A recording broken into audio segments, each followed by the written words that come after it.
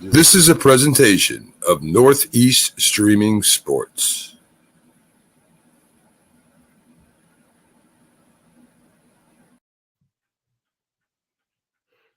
Take her away, Dak. Hey, there we go. Yep, there.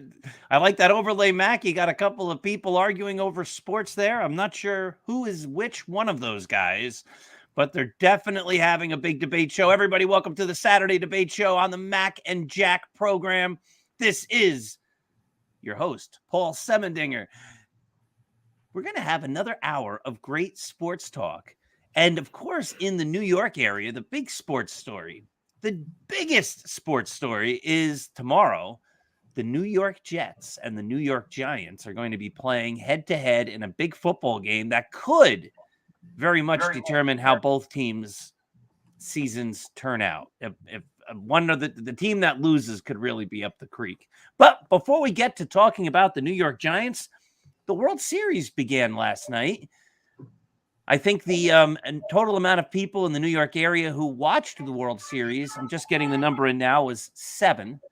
7 people in the entire city watched the World Series. But anyway, I'm hearing music and stuff. I'm not sure what's happening. So the Texas Rangers won on a walk-off in the 11th inning, or I guess I didn't watch it, but Adolis Garcia had the big hit, and he's now had an RBI in 7 straight postseason games, which is the second longest streak in a single postseason. Ryan Howard had an RBI in 8 straight games when the Phillies were in a long time ago. So how you doing, gentlemen? I'm doing well, and Doc, you make a good point about the World Series. You're not watching it. A lot of people didn't watch it. The baseball season, the timing isn't good. The NBA season is starting now. People into the NBA, they're into the NFL. These playoffs are lasting a while. We were very interested even well into September to see who would make the playoffs. And you kind of run out of steam as a fan after a while. I kind of wonder, maybe they should start the season, if possible, a month earlier. And maybe if you end the season late September, early October, because the Super Bowl ends a week into February or so. So there's that kind of lull. So if you started the baseball season, let's say 3 weeks after that, hypothetically, and you could do it if you play the first month in warm weather cities, okay? Jack, come on. You say this all the time. Good morning, Rick. There is no owner in the Northeast that's going to say, yeah, that's okay. Let's play all those games in the South and lose all that money. That's not happening. And what team wants to open the season on the road for a month? No, and then what owner is going to allow that to happen that owns a franchise up in the North? No owner is going to let that happen. Listen, if you're a baseball fan, if you're a real baseball fan, sorry to say, if people are not following the World Series, they're not real baseball fans. That's the biggest game. You're saying, well, you think that's not a real baseball fan? Yes. If you're not even following it, if you don't even know what's going on, yeah, you're not a real baseball fan. I couldn't care less about Arizona. There you go. Texas. There you go. I just said it, and neither can you. So you're not a real baseball fan either. You should at least follow the games. You should know when the World Series game is on. I care a little bit about Arizona, Texas. A little bit. You didn't even know who did what in the game. You're not even caught up. So, I mean, what are you talking about? This is a great opportunity. And let's get into the debate question, before, because it will run right into it. This is a great opportunity to see power versus small ball. Arizona Diamondbacks play small ball. They run, they steal. There was a great slide that a guy made that got home last night, beating the tag, going outside the tag. There's power on the Texas Rangers. Here you go. Here's a matchup we all talked about. We want to see more small ball. You have a team in the World Series that's playing small ball, and both of you don't care. It makes no sense. I don't care about small ball. It's not that entertaining, Matt. What do you mean it's not entertaining? I watch it. I appreciate it. What do you mean it's not entertaining?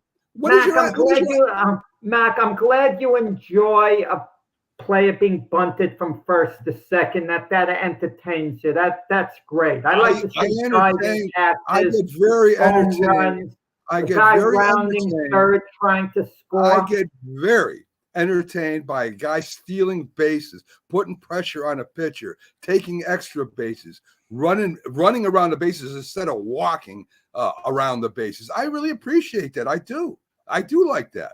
I do like somebody not swinging for the fence every time he gets up. I do enjoy that, Jack. And a lot of people used to enjoy that too. I think Did you enjoy the game yesterday? Because the home runs were the key to the game. That was the exciting part. The exciting part was a guy taking the home plate on a ball hit to the first baseman who had a shot at throwing him out and couldn't do it. Thank you, Jason. Good morning, Jason. Here's another guy with me, Jason Gonzalez. I love this guy here. Jason doesn't know what he's talking about. Oh my God, Jack! You see, now you're going to put down the viewers because they like small ball too, and you don't. So let's be honest. I think we have a couple of different arguments getting all boiled up into one argument. Right. Do. You can enjoy small ball. You can enjoy good baseball. You can enjoy home runs. You can enjoy close games. Last night's game was a close game. It went back and forth. I didn't watch it, but as you look at the highlights, it was an exciting ball game. You can love great pitching. You can love great defense. You could love every aspect of the game. That doesn't mean that by the end of October, when the fifth best team in one league is playing the sixth best team in another league. Now you're bringing up a different conversation. Well, no, it's not. It's part of the same conversation that you say, I don't think I'm going to invest all those hours to watch a World Series of teams that I have no interest in, nor do I care about. So, does that mean you're not a baseball fan in the largest sense that no matter what, when a baseball game is on, you have to watch it? Yeah, okay. If that's the definition of what a baseball fan is, then I'm not a baseball fan. The rules are the rules, Doc. You're a marathon runner.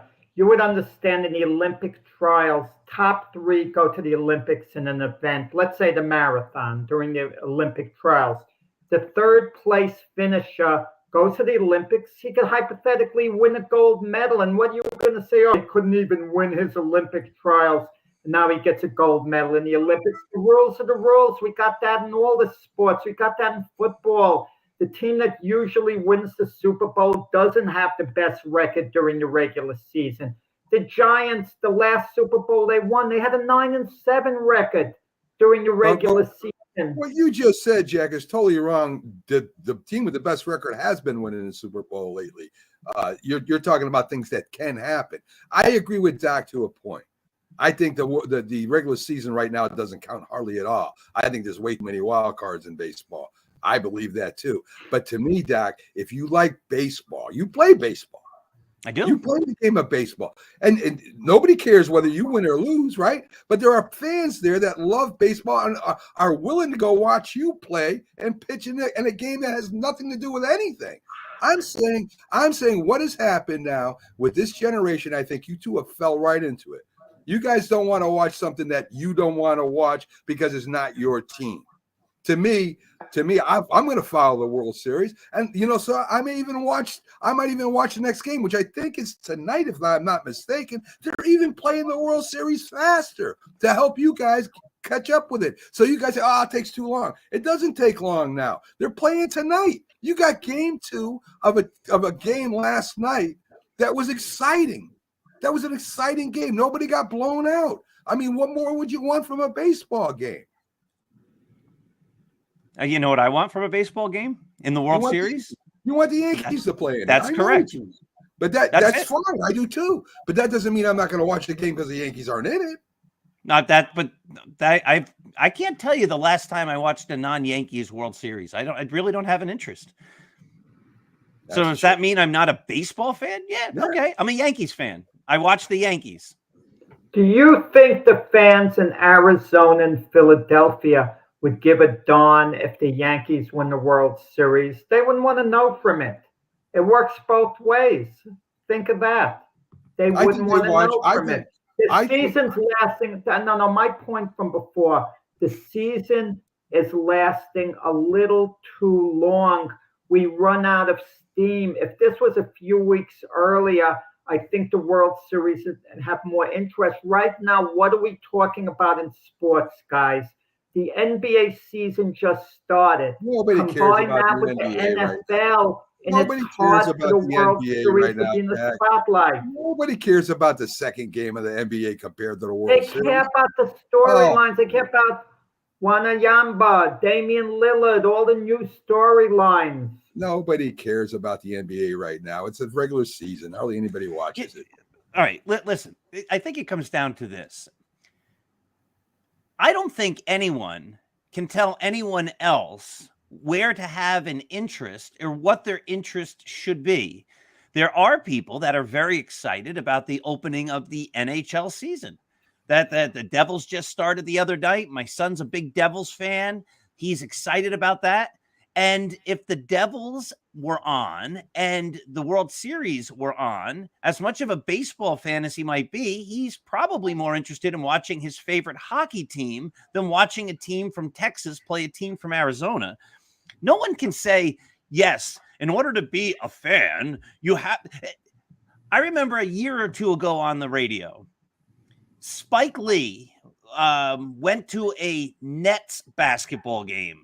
And there was a New York radio host, I think we talked about it on here, who said, you can't be a Knicks fan and go to a Nets game and root for the Nets in the playoffs. If you're a Knicks fan, you have to only root for the and we get into these debates where you say, like, if you're a baseball fan, you have to watch this game at that time.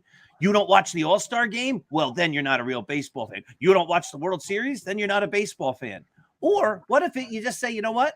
My interest in baseball is in the Yankees. I write a Yankee blog. I put up 4 articles every single day. I invest all of my baseball interest in the Yankees. So when they're not there, you know what? I don't really have an interest in the Diamondbacks. Why can't we just say that's okay? That's okay. You don't have to watch them. You're still a baseball fan. You still like the sport. I hate saying this, okay, but I just came to the conclusion, and I'm a better man than Doc. And let me tell you why I came to that conclusion. When the Giants played the Ravens in the Super Bowl, I'm a Jet fan.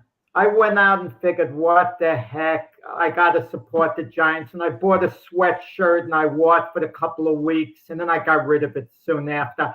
Can you imagine Doc going out and getting a Mets sweatshirt if the Mets win the World Series and supporting for 2 weeks? Doc would never do that. I wouldn't. See, what Doc is saying, he's taking it to the extreme, which is great, because it's great for a debate. Listen, I'm not saying you have to watch every minute of the World Series game. I'm not saying that you have to watch the game at all, but you at least got to know what's going on. If you're a baseball fan, you at least got to know who won a game. This is an exciting game, Doc. This is one of the better World Series for opening games in the recent history of baseball. You would imagine that a baseball fan would at least follow it. Now, Jack says he was working, but yet he'll watch 5 different things on TV at once in commercials. So that's not an excuse either. I'm just saying that if you are a baseball fan, I'm a football fan. I'll watch any game on football. I like baseball. If there's a baseball game on and I'm not doing nothing, I'll watch the baseball game. I'm the same with college football, Doc. I still got my favorite teams. I still love the Yankees. I still love the Giants. I still love Notre Dame. But that doesn't mean I just watch them. That's all I'm saying. And Jason, right. But we can't sit here. Jason says, as sports historians, we should appreciate and acknowledge any championship game. But I never said I was a sports historian. I said I was a Yankees fan. Right? I'm not a sports historian. We on this show, whenever there's a question about basketball, I say, I have no idea. Whenever there's a question about hockey, I say, I don't know. Whenever there's a question about college sports, I say, I don't know. I can sometimes hold my own with some NFL talk because I follow the NFL on the periphery. But when it comes to how I appreciate the game of baseball, I appreciate playing the game. I still love playing, and I appreciate rooting with all my heart and soul for the Yankees. That's how I take enjoyment out of baseball. No one Doc, can tell me you that know, you're rooting the wrong way. But You Doc, should buy a Doc, Mets shirt. Why but should I Doc, buy a Mets shirt? but Doc, you do know some of the history of baseball. Of You course. do know. You do know Hall of Fame inductees. You do know great players from the past. I've even seen you cite different things. So you do know the history of baseball. You do know about Ty Cobb. I do. You do know Of about- course, But I he know a lot won't about support baseball. if the Yankees But no one can eliminated. tell me Doc how will not I should root support for the Mets baseball. if they win the series. I would support the Mets. I'm not a Mets fan, but I would support them because they're from my area. I'm not a Mets fan. If they won the World Series, I wouldn't be celebrating, but I would be supporting. You have to be supportive. Why? Why do I have to buy a Mets shirt? So if Because the they're Knicks from win your area. They're from your area. You, for a couple of weeks that they're in the playoffs, you put differences aside. It makes listen, no sense. But listen, my bigger point is no one can tell someone else how they are supposed to root. And no one can tell somebody else you're not a fan unless you root for a team the way I tell you that you have to root for a team or a sport. That makes no sense. No one's telling you who You are. Mac, you're saying that you're not a baseball fan. Right. No one is telling you how to root. Yeah, you are. You're saying you have to follow baseball the way I tell you to follow baseball, or you're not a baseball fan. I'm saying if you love baseball, you would watch or at least follow the World Series. Is that not true? How about this, Doc? What Mac is trying to say, you don't appreciate the finer points of the game. That's what he's trying to say. You don't appreciate the finer points of baseball. I didn't say that. That Jackson. I don't think that's what he's saying either. I don't have an interest in the World Series. Okay, that doesn't mean that doesn't mean I don't like baseball. I've said my whole life, I care about the Yankees. I watch the Yankees. That's where I put my rooting interest in. I like Yankees baseball. But it doesn't make me a bad fan. So do I. I do too. But that doesn't mean I don't follow the rest of baseball. Right. So that's the way you watch. Right. I have other things I want to do with my time than sit in front of, like, you watch the Super Bowl. That's one day. The World Series can go for a week or two. It's 7 games or whatever, however long it takes them to play with the days off, 10 days, whatever. I don't feel like investing 10 days in the Rangers and the Diamondbacks. Look what Jason wrote down. I am a diehard Yankees fan. However, I rooted for the Mets to win the World Series against the KC Royals in 2015. I'm very glad for Jason. Doc, did you at least watch that World Series? Or were you rooting for Kansas City? I didn't watch it. Well, Rick, I'll tell you what. But here you go, and this is where all the vitriol is going to come against me. You know who I rooted for in the 1986 World Series? The Boston Red Sox. The Roda. Well, because if your father was a Red Sox fan, that's correct. But by your logic, the Mets are the local team, so I should go out and buy a Mets hat and a Mets jersey and celebrate the Mets because they're the local team. That makes no sense. Well, no. I can understand in that case because your father was a big Red Sox fan, correct? That still is. Right, he still is. So there's a family tie there. So for the sake of your dad, you were rooting for the Red Sox. I can understand that. And it could go either way there. I rooted for the Red Sox to win their first World Series too, and I don't hate the Red Sox, but they're of course our rivals. I've rooted for the Mets to win. I've rooted I've rooted for a lot of underdogs to win in certain games and certain World Series and certain Super Bowls, even if my team isn't involved in it, because I like the game. I love to watch the game and not just watch it. I mean, you don't have to sit down there and watch it. Today, they got highlights everywhere. It's everywhere. It's everywhere on social media. It's in the papers. If you read a paper, it's everywhere. So all I'm saying is, and I don't mean to get you upset, Doc, which is great because this is the first time I see you get upset.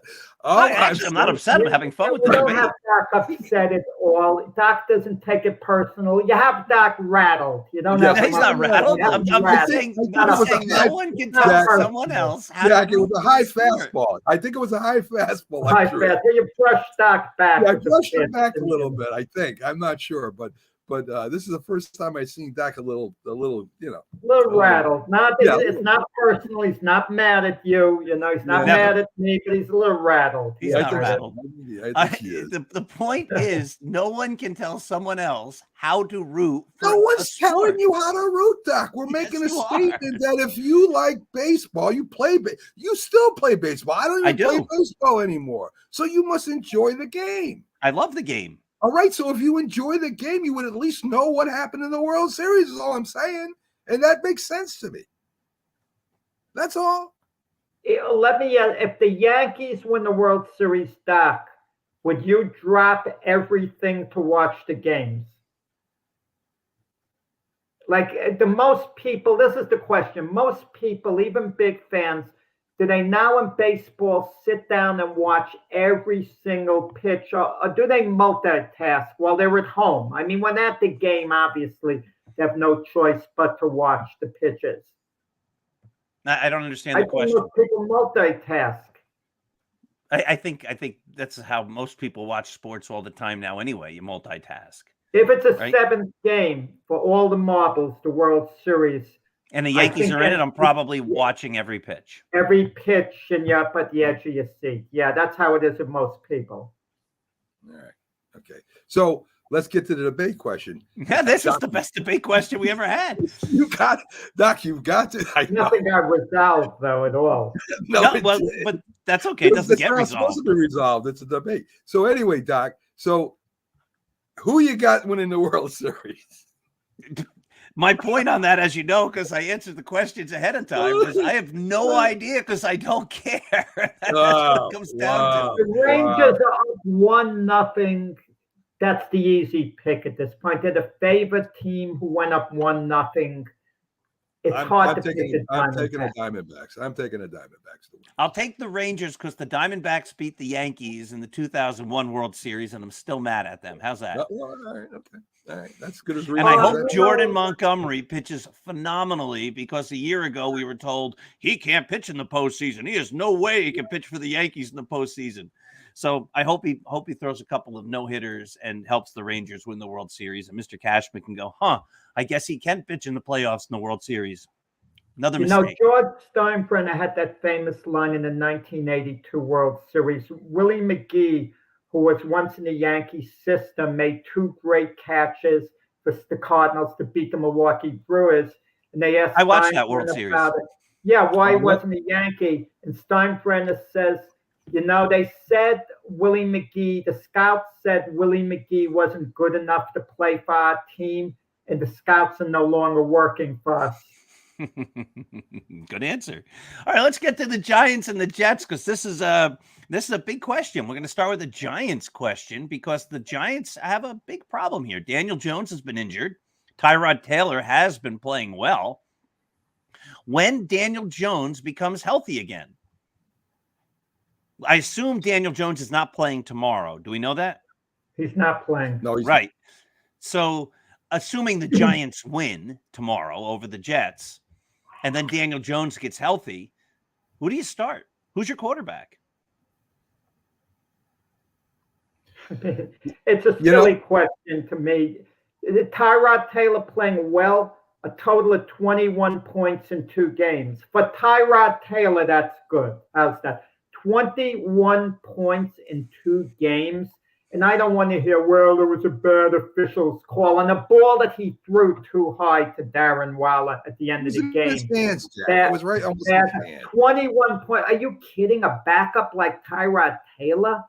It says nothing about Daniel Jones at all that you'd even consider starting Tyrod Taylor over him, that it's even a question. That means Daniel Jones has to be the worst starting quarterback in the NFL, or get rid of Daniel Jones at this point, but they can't because they gave him the big contract. Give me a break here. It's a no-brainer. You put Daniel It's not Jones a no-brainer. when he's It's healthy. not a no-brainer, Jack. It's not a no-brainer. How do you figure it's no-brainer? If he plays well and they beat the Jets, and say he plays well again, Daniel can't go to the next game, and now they're 3-0 under Tyrod Taylor. They're 1-1 right now, so they can't be They're 3-0. 1-0. Well, I'm saying, suppose the next 3 games, right? The last game, this game, next game, and they won 3 games with Tyrod Taylor. And the chemistry is working. You're going to pull him out of the game.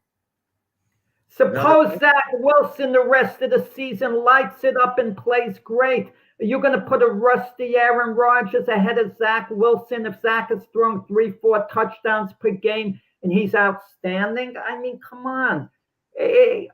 As a Jet fan, I'm thrilled Tyrod Taylor's playing instead of Daniel Jones, because Daniel Jones could at least hurt you with his legs. He can run. He can escape. What do you mean? Tyrod Taylor can't run? Tyrod Taylor's not that mobile. Are you kidding me? Are you kidding me? Did you watch? You didn't watch any of the game. You didn't watch any of the game last week, did you? I've watched both games, and Tyrod didn't watch the game. He was right. He ran for a first down, ran all over the place before completing passes. So that's a false. He's not nearly the runner that Daniel Jones you're telling me that Zach Wilson. Well, I'm glad Zach Wilson's quarterbacking for the Jets, by the way, too, just to let you know, not Aaron Rodgers. So you're telling me that you're gonna take a quarterback that's leading a team and has, say, won 3 games in a row, and you're not gonna. He hasn't. You're talking ahead if he does. Exactly. That's the question. Tyrod Taylor is playing very well. Tyrod Taylor is not a starting all right, NFL quarterback. It's been proven. Jack, let's just play it out. This is the way we get to the bottom line on this.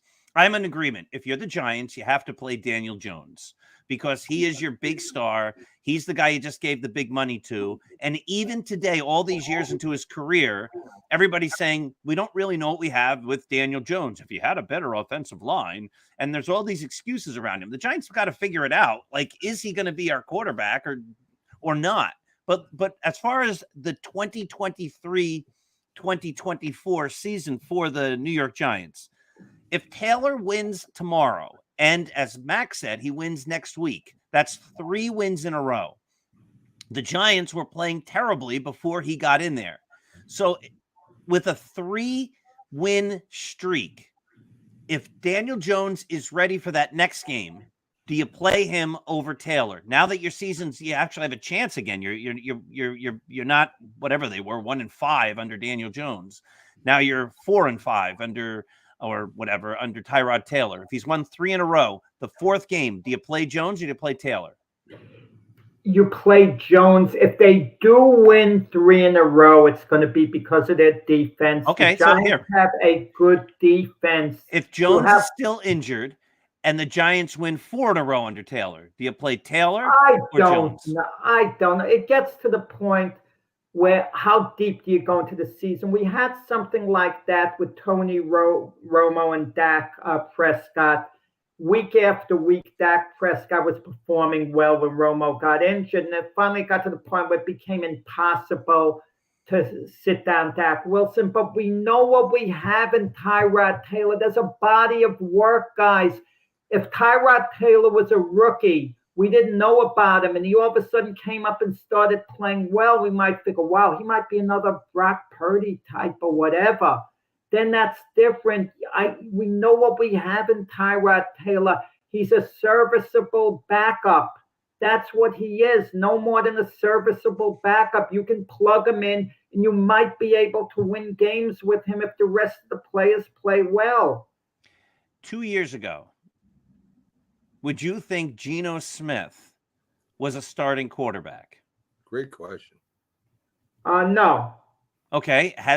Or especially last year, did he do great for the Seahawks? He did.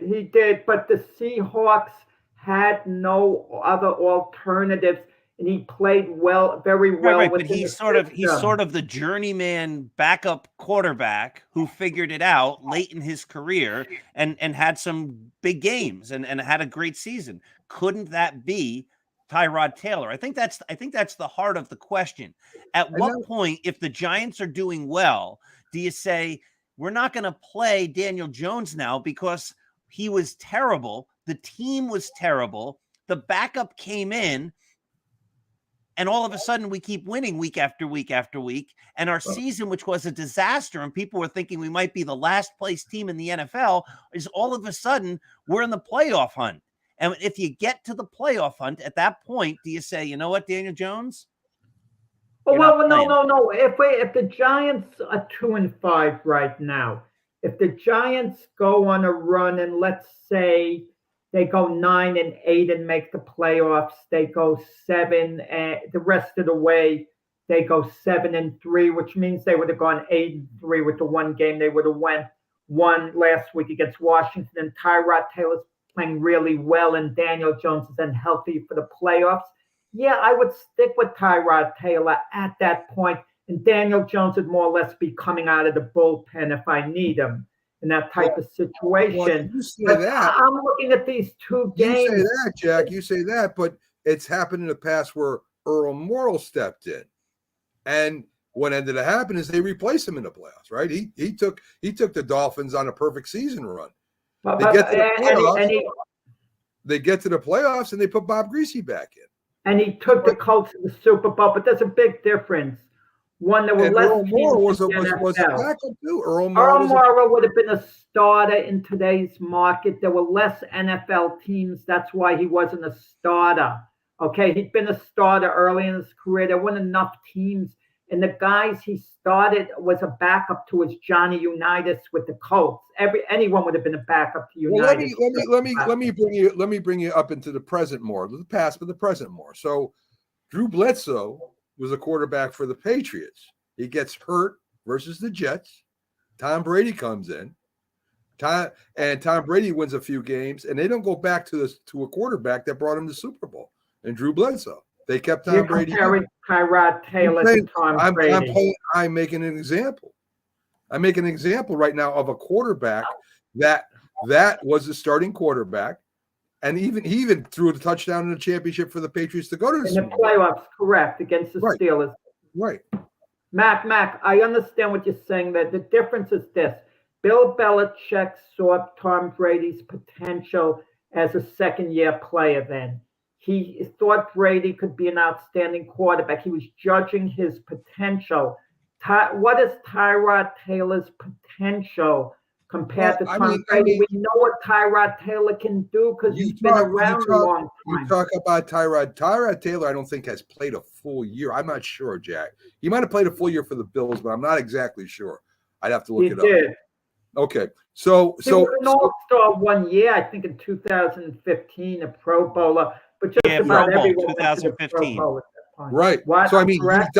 He is a great backup quarterback. Really, to be honest, if he's that good in the past, so you could win with him, right? Any backup, you hope you could win with them. The backup quarterbacks are usually the ones who weren't able to hold on to a starting job. I mean, if you look at all these backups like Sam Darnold, Jacoby Brissett, Tyler Heineke, they were starters at Mitch Trubisky. They were starters at one point, but these guys are backups for a reason. Well, because they weren't able to hold on to the starting job. Tyrod Taylor got put the backup, not for his play, Jack. It got put back there because of a mess up on a shot, right? I mean, that's why Herbert got the starting job. No. Herbert was supposed to carry the clipboard for a year. If Tyrod Taylor was that good, the Chargers wouldn't have drafted Justin Herbert number 6 overall to begin with. I'm not saying Tyrod Taylor is a great quarterback, Jack. I'm saying that you could win with him. That's all I'm saying. You might, if your defense is playing well, they have a chance of beating the Jets tomorrow, the Giants. But if they ought to beat the Jets, it's going to have to be because of a big defensive effort on the Giants' part, which they are capable of doing and getting a couple of turnovers, special teams, and all that. The Jets are not going to lose to the Giants if they did lose to them because Tyrod Taylor had a big game. Could he take them on one long drive during the game? Perhaps, but that would be about it. Tyrod Taylor is not going to beat the Jets, but there are other quarterbacks out there who could beat the Jets, okay, with big games. Tyrod Taylor is not one of them. So let's ask the question a different way. At what point, we know what Zach Wilson is. Zach Wilson is not a great quarterback. He's doing well enough right now, but he's sort of Tyrod Taylor, right? The Jets are winning not because of Zach Wilson, really. They're winning because of their defense. And let's say Aaron Rodgers continues to heal quickly, and all of a sudden the Jets, are in the playoff hunt. There's 2 weeks left in the season, and Rodgers pronounces he's ready to play. Who's your quarterback? That's a good question, but it's Aaron Rodgers without a doubt. We know what Aaron Rodgers could do. If Aaron Rodgers isn't healthy, he's very rusty, and Zach Wilson is playing great. You consider starting Zach Wilson if he was playing great, which is unlikely to happen. That's my point. Well, wait a minute. We don't know what Aaron Rodgers is this year. We didn't see him play yet. Correct. We saw him got hit. He got hurt, so he hasn't played yet with the Jets in the regular season. He might be pretty rusty. If you're winning with Zach Wilson, you got a couple games left, and the chemistry is there. Why wouldn't you consider sitting him into the playoffs? You said it best a moment ago when you mentioned the Earl Morrall example. During the Dolphin unbeaten season, Don Shula yanked Earl Morrall pretty quickly in the playoffs, and he went back to Bob Greasy, who was, I think, out since the fourth game of the season and had to be rusty because he figured Greasy is our starter. It happened with the Buffalo Bills when Frank Reich was the backup. He led the Bills to a historic comeback over Houston. And they asked him who's going to start next week, and he made it clear, if Jim Kelly's healthy, he's our starter. There's no controversy here. Same with the Giants. With the money they're paying Daniel Jones, they're paying him like a franchise quarterback. Are they going to take a journeyman and start him over Daniel Jones? Come on. Listen, Jack, I don't know right now because right now, from what I saw, and it's not all Daniel Jones' fault that the Giants played terrible. Their defense wasn't playing well and injuries and like everybody has. But we do know that right now, the Giant offense is moving the ball better than when Daniel Jones was there. 21 points in 2 games. I saw 21 points in the last 2 games that Tyrod Taylor. That's more than the Giants were scoring besides the Cardinal games. That's more than they scored with Daniel Jones. They hadn't scored a touchdown in the first quarter offensively with Daniel Jones. They did with Tyrod Taylor. I'm not saying that Tyrod Taylor is better than Daniel Jones. I think Daniel Jones is a better quarterback. I'm just saying if it comes to team chemistry, if they're winning with something, why stop it if it continues to go? I don't know. I'm saying I would stick with Tyrod Taylor until he has a bad game then. If he has a bad game, I throw Daniel Jones back in if he's healthy. And by the way, Daniel Jones may not play again this year from that neck injury. I saw something on that. So they may have to rely on Tyrod Taylor for the rest of the season. Yeah, well, if they have to, they have to. He's a serviceable backup. He's the type of guy you want as a backup. He has experience. He's been around a while. But I'm going to tell you this, if that were the case, unless the Giants had a great year going forward, made the playoffs, made an impact, come next season, Daniel Jones is absolutely the starter. I mean, no doubt about it. And I can't see a scenario where Tyrod Taylor would be the starter next year unless miraculously he took the Giants to a Super Bowl. Yeah, I agree with that. Interesting, because even if he does bring the Giants to a Super Bowl, I think there's instances of teams going back to the starter. I think the hard thing is because I think Brady's story is sort of like that, right? Brady brings him there and gets to start in the Super Bowl or whatever. You guys would know the whole story better. And then the Patriots went in that whole different direction with Brady. But again, the difference there is that Brady was young and he had a future, and Taylor is a backup. So, yeah, great question. Well, there's a little bit of a difference. Drew Bledsoe signed a mega contract with the Patriots, I think, to make him the highest paid quarterback in history at the time. So when Brady took over and they led the Patriots to a Super Bowl because Belichick saw his potential, Bledsoe was in big demand. So the Buffalo Bills quickly picked up the contract to make Bledsoe their franchise quarterback.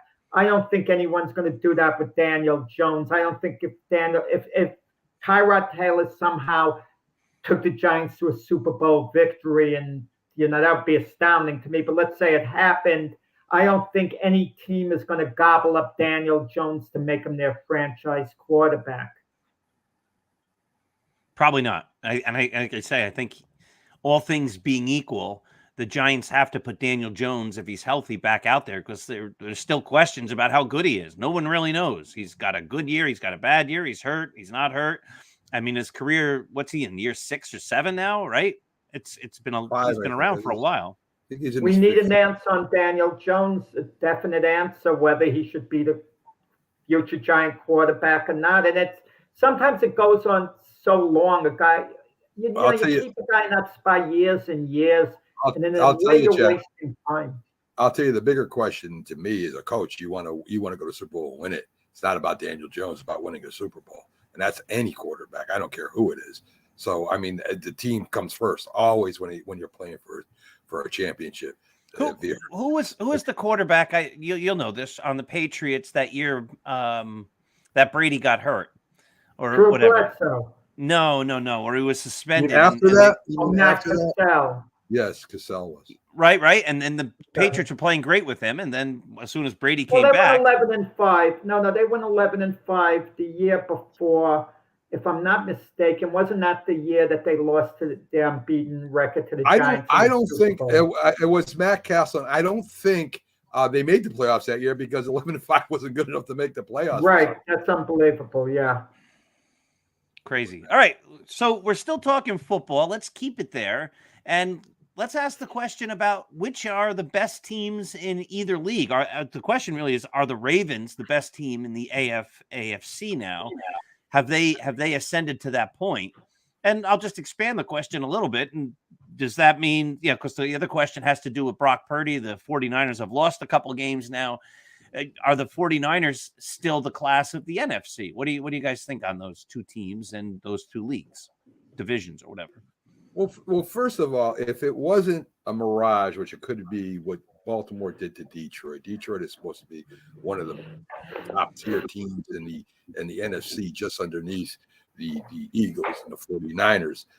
If that was not a mirage, if they figured a way how to use Jackson, which was really cool. If you watched the game, the highlights of it, he would go like he's running it, bring everybody up and just drop a pass over the heads and get the person behind him. If that is the way they're going to play, they're going to be very tough this year, and they might give Kansas City a run for that money. Kansas City, of course, is still because of last year and because they're 5-1 or 6-1 right now. They're still the number one team in the AFC. But I'm going to tell you right now, if Baltimore if this is going to be their game plan, and if this is how they're going to run it, you got to play Mark. You're going to have to play Jackson. You're going to have to play him to run because he's such a great runner. And that leaves people to get behind him, and he throws the ball and he gets easy touchdowns. If that's what their game plan is, it's a heck of a game plan. I don't know how you're going to stop that. So Baltimore's got a good defense, and they got their passing game. The game plan, whoever's the offensive coordinator for Baltimore has finally figured out how to get Jackson to throw for touchdowns as well as run for touchdowns. Doing a great job. I think Baltimore's on pace to have an unbelievable year. I think they're in the championship game against the Kansas City Chiefs this year. I wish I had the type of thick skin that Mac had because I like to keep giving it to Mac. One thing about Mac, he can take it. And Mac goes week to week. He changes. Mac was bragging about the Dolphins and Chargers. You'll see they're in the AFC Championship game. Yeah. Now he's with the Ravens. 1 week ago, I believe it was on our football show, Mac, where you might not have been the only one. People were questioning the Ravens on that show. And I'm the one that said, give Lamar Jackson a little time. He'll get better as the year goes along. Things will straighten out, and they straighten out pretty quickly with the win over the Lions. But you're right. Maybe that was a little bit of an aberration. Maybe the Lions just happened to have a bad game. Who knows? Because the NFL is funny week to week. It's like the stock market. It goes up, it goes down. But, yeah, we know what Lamar Jackson could do. The Ravens have always had a good team. They've always kind of been a little bit in the mix. They've always been in the back seat as far as contending for the Super Bowl. And, yeah, they're good enough if everything comes together to cash in and win a Super Bowl. They have a good defense. Their receivers have been a little disappointing and hurt, but their offense is going to get better, but they're a definite threat.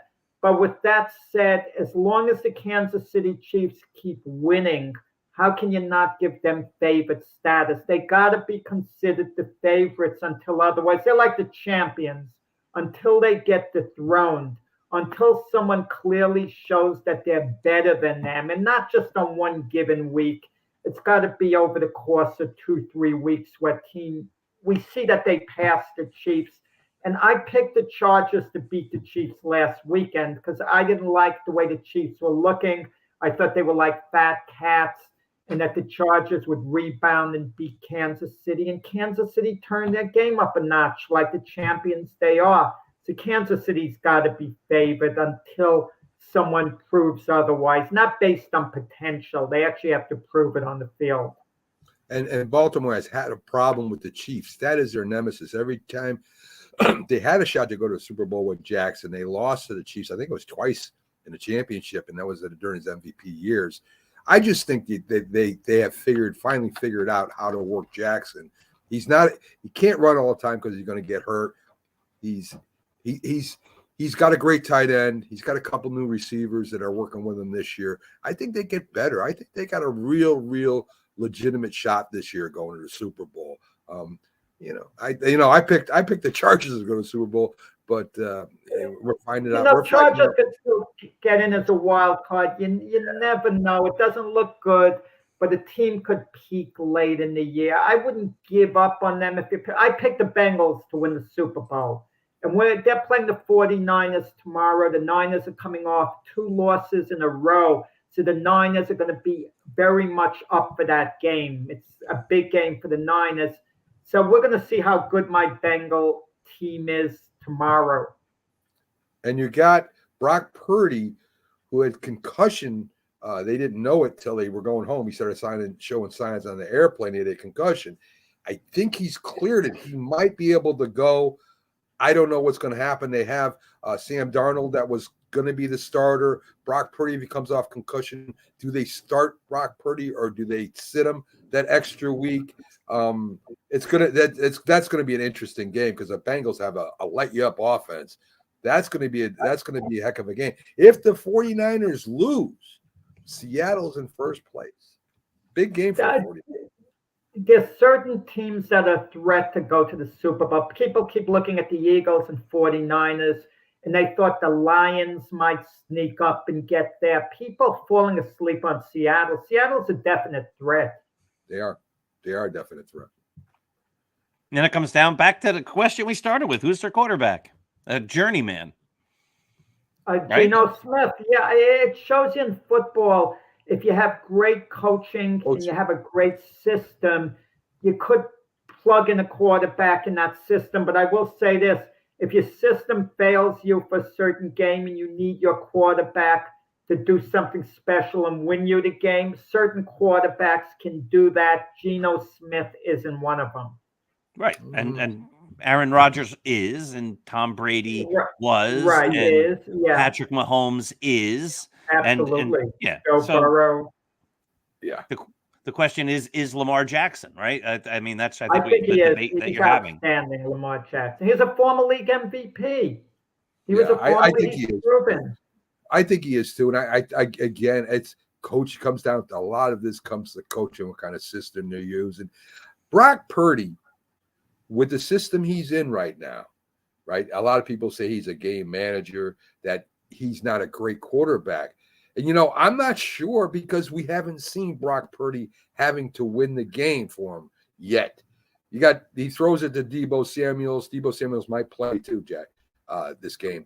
Deebo Samuels will run over people and run for a touchdown. Christian McCaffrey, another one who could go to the house at any time, running the ball or on a short pass. Kittle is a tight end that, catches short passes and can run it to the house. We haven't seen yet if Brock Purdy can win you the game just by throwing the ball, and he's still kind of injured, so his arm isn't strong enough. There's still a lot of questions about Brock Purdy. People, I still think we haven't seen how good Brock Purdy is or isn't yet either. That's another big question. Yeah, the last 2 games that they lost, okay, Mac, it was last week he didn't play well, but 2 weeks ago where he was so-so, keep this in mind against Cleveland, he drove them into position for the game-winning field goals. As bad Yeah. as things were, he put the Niners in position to win. And had they made the field goal at the end that they missed, and had the Niners won the game, we'd be saying, wow, Brock Purdy, well, what a good job he did, with that last drive, getting him into field goal range. So we'd be kind of singing a different tune. I think Brock Purdy's shown himself to be an excellent game manager. I think to me now there's enough of a body of work. I mean, how can he win your games?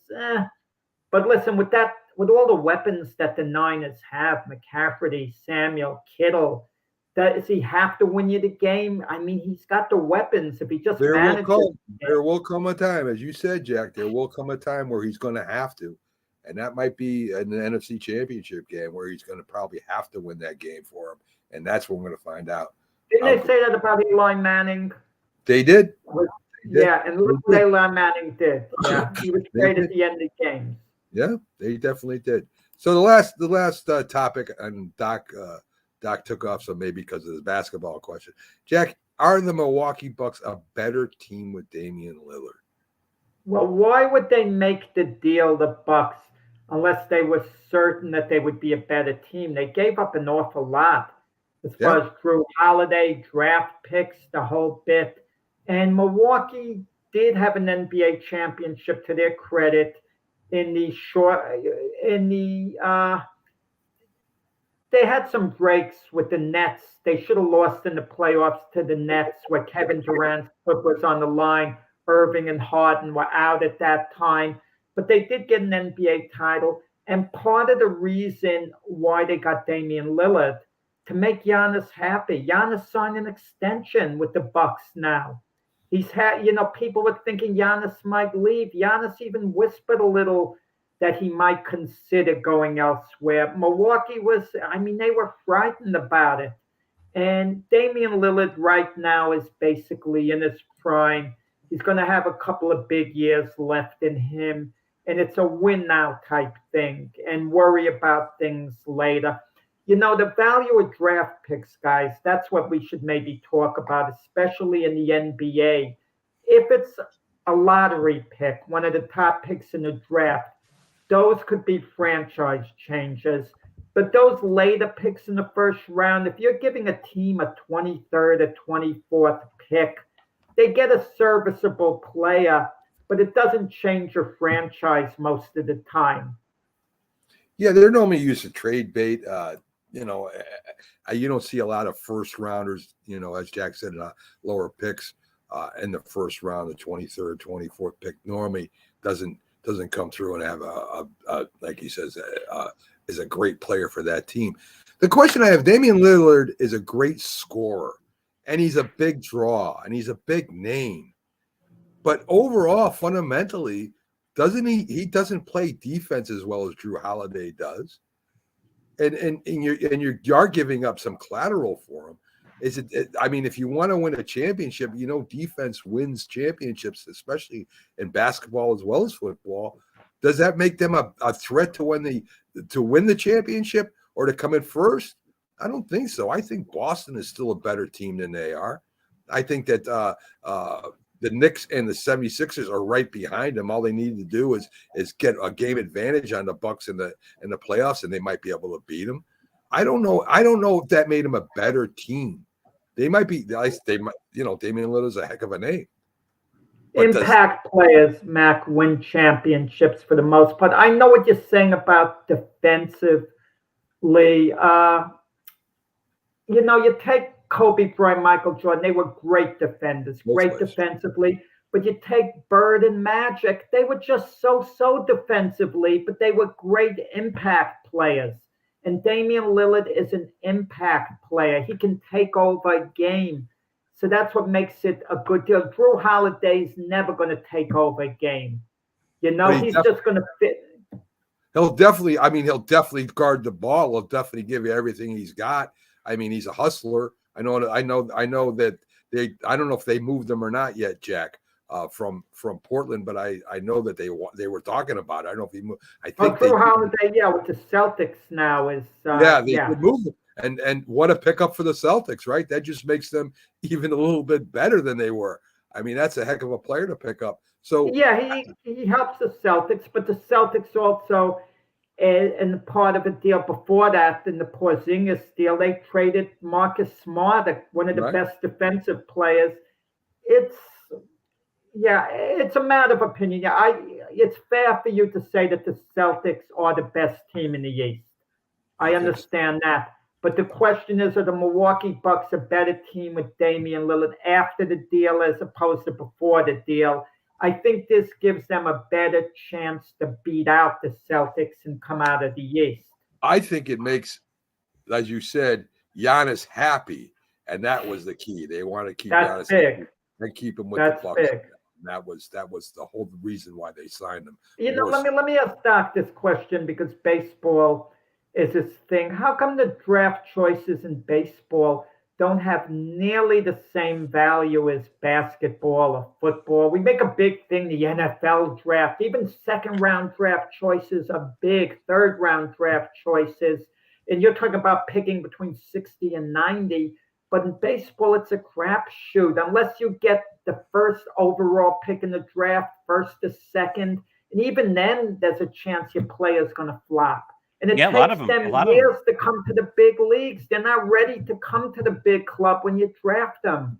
I think you just answered the question, right? In baseball, the number one draft pick most often begins his minor league career at the lowest levels and slowly works his way up. But you know, if we had time, I could pull up the list of baseball's number one picks. There's Todd Van Poppel and people like that just never made it. I think baseball is it's obviously a different game, and it takes a longer time to become great at baseball than it does in some of these other sports, right? No, I was speaking to some people whose grandson was drafted. I don't know about that, Doc. I don't know if it takes longer. I think the player has to have a lot more patience.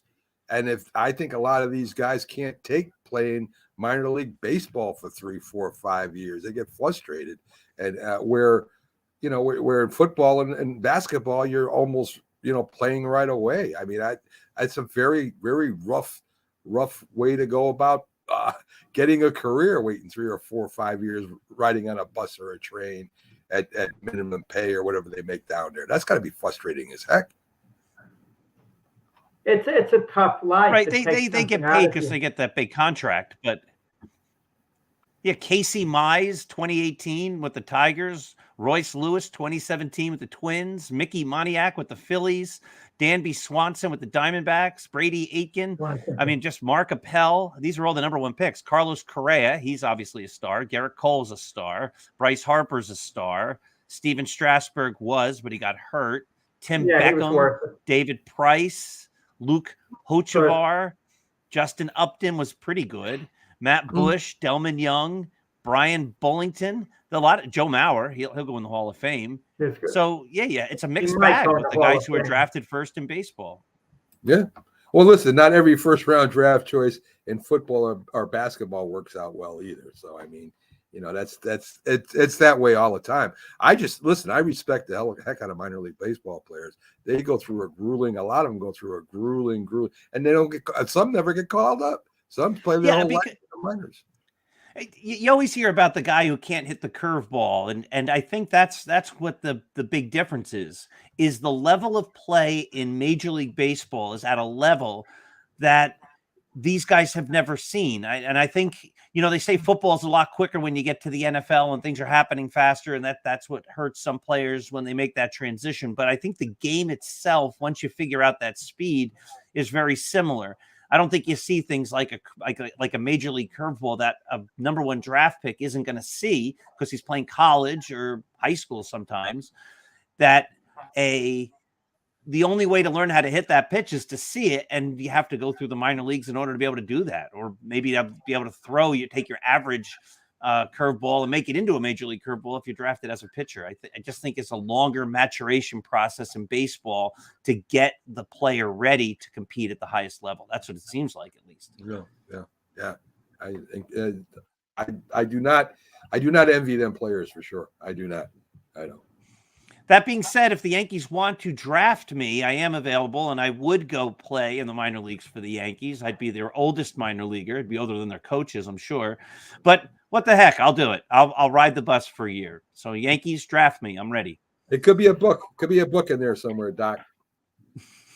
That'd be fun. All right. You know what? We're at the top of the hour. A great discussion, a great fun hour as always. And I thank everyone for watching. Remember, Mac and Jack will be here with the Big Football Show tomorrow. And don't miss them. They're on every day from Wednesday through Sunday. And there's not a better place to get your sports than the Northeast Streaming Sports Network.